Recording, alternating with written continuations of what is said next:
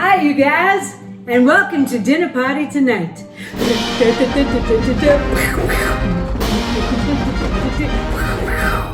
Lee and I are here in New York City on pause. Get it? On pause. I don't know what I would have done without him, man, in this scenario. I hope you're staying sane, finding little pockets of joy. I've been doing a lot of cooking and giving most of it to Brandon at the mailbox place, Saint, who kept the mailbox place open. Thank God he's slim, because I've given him probably 20,000 calories at this point. I've been making a lot of food. And one of the things I tried that I haven't tried, look at how my hair is so long. One of the things that I've tried that I haven't tried before is homemade pasta. So I thought, let's try a self-filmed, which is why the sound is so bad, because I couldn't handle the microphone situation. Homemade pasta for you guys. So today we're going to be making pappardelle. That's what I'm talking about. I just want to show you this. Look, it's got like 18 different attachments. This is the mic. I'm sorry, Nicholas, I could not do it. Okay, and then it had to hang from the ceiling. If I did overheads, it's just like, sorry, we're using the iPhone sound.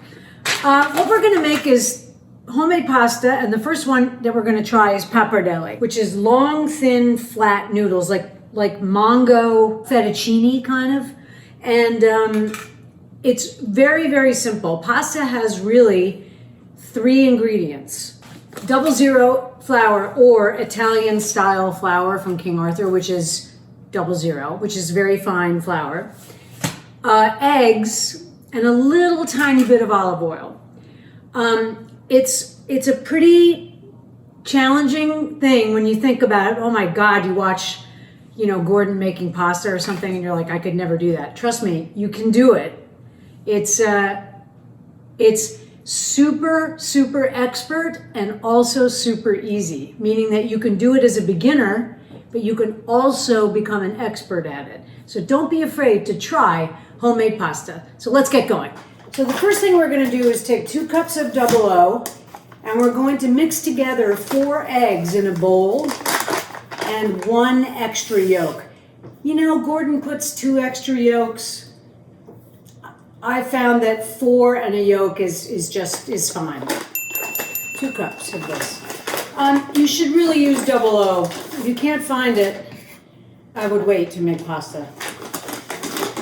So this is a fun thing to do with kids because it's a little bit challenging.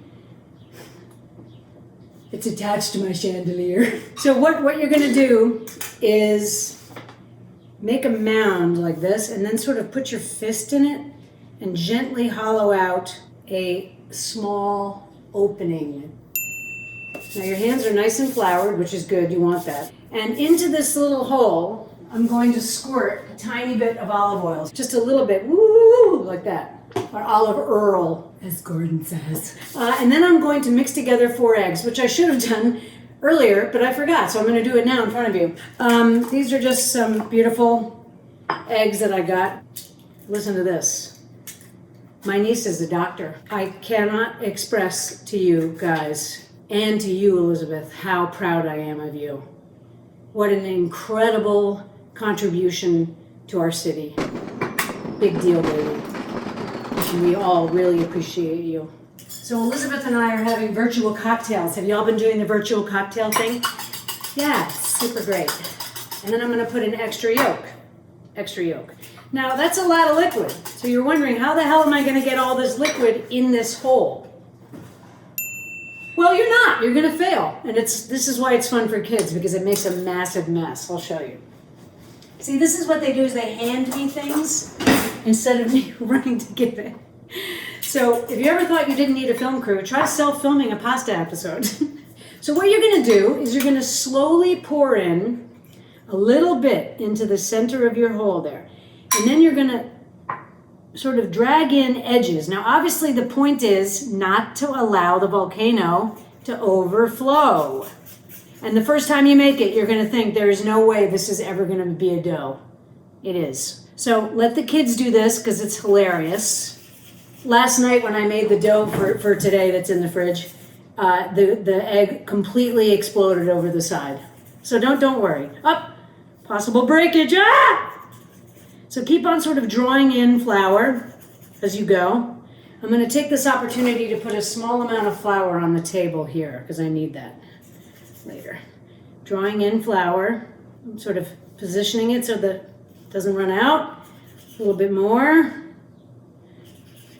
Keep sort of flicking in or trying to, that's pretty bad, okay?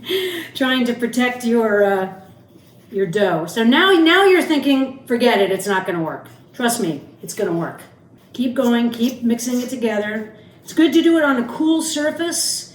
If you don't have a marble surface, which I know is a massive privilege, you can do it on the back of a baking sheet. So don't worry, you're gonna die in a few minutes when you see what happens here. Now make another little depression and put the rest in. Now we're almost there. Uh-oh, looks like it might be a dough. Can you see what I'm doing here? Yes, you can. Now I'm gonna use my hands a little bit. I'm feeling it to see what it feels like. It feels a little wet, so I'm gonna take some flour.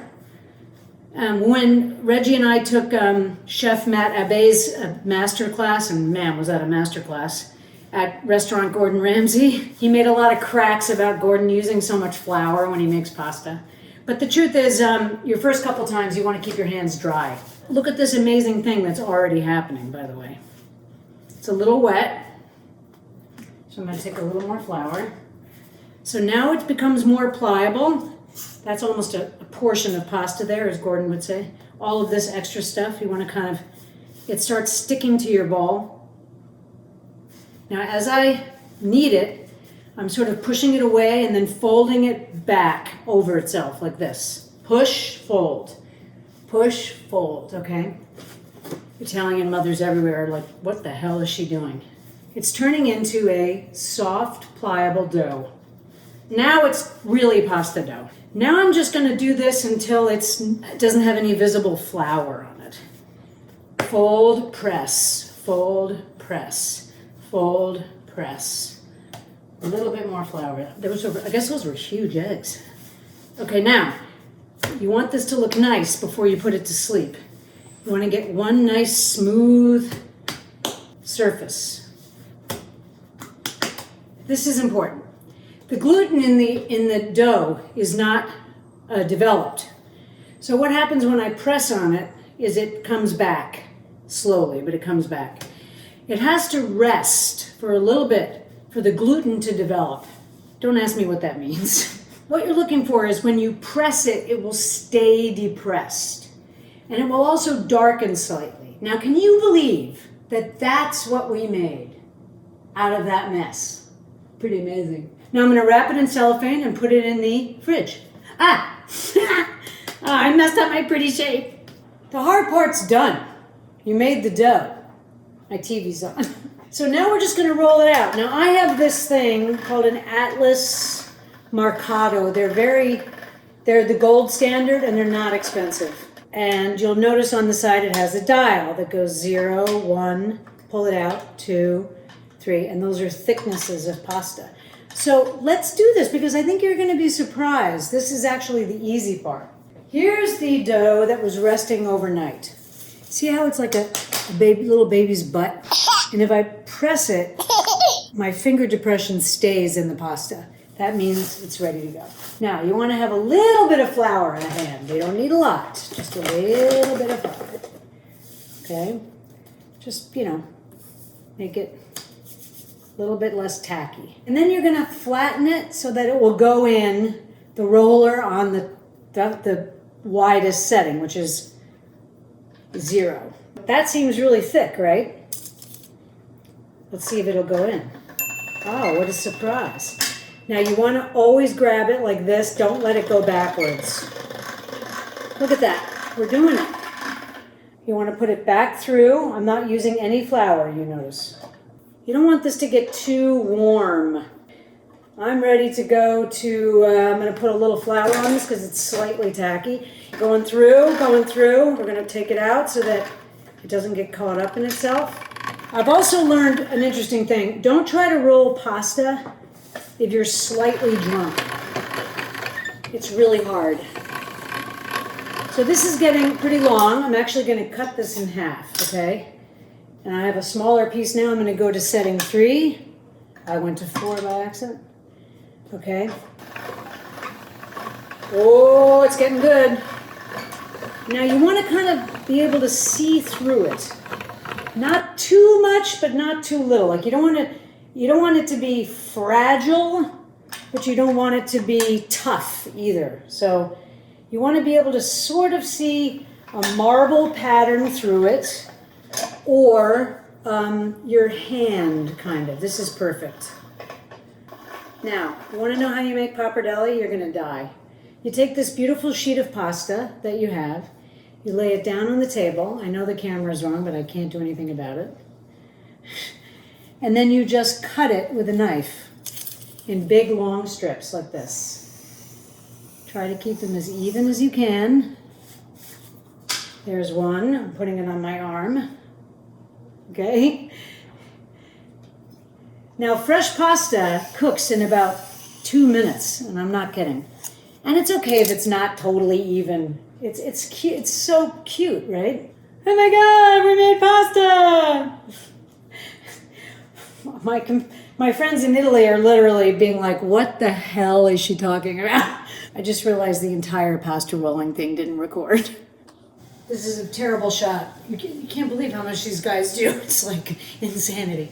This is just boiling salted water. I'm dropping the pasta in with room for it to swim, which is very important. And in the pan next to it, butter and thyme, okay? You can put butter and sage, traditional. This is gonna cook almost instantly, okay? You just wanna make sure it can move and not stick. Like I said, it's basic and expert, because you can do it the first time you do it, but then you realize how hard it is to really do it. All right, so I'm making this butter a little noisette, which means a little bit brown. And the pasta is almost done. They're fairly long strips, so I'm giving it a little, a few seconds longer than. And then I'm just going to pick the pasta up with tongs and put it in that butter, lower the heat on the butter. Oh shoot, yikes. I don't care if pasta water gets in there. Actually, I want it to, because I'm sort of finishing the pappardelle in here. Just going to move that around a little bit in there, kind of coat it in the brown butter. And I'm going to crack a little pepper, put a tiny bit of salt, and then I'm going to show you the dish. Listen, what else? I mean, if you have run out of things to do, if you've survived homeschooling, which I've heard about, it's just something to keep them occupied. I don't know. Maybe it makes too much mess. It does make a mess. Now I'm going to get a bowl so I can show you. Oh. I just want to show this to you. You made this. Look at that. Come on. Pappardelle. Kind of makes you want to yell.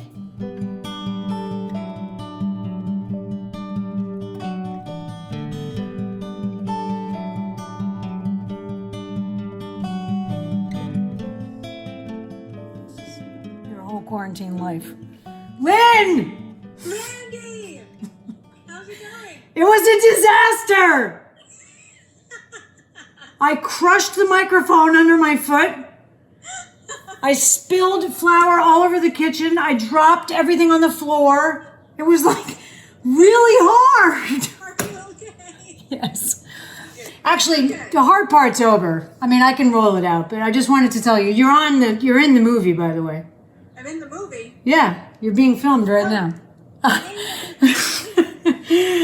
I did make the pappardelle. I did eat some of it. It was delicious, I have to say.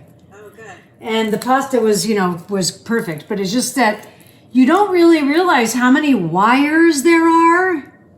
Yeah. With 2 cameras, especially when you forgot to charge your iPhone.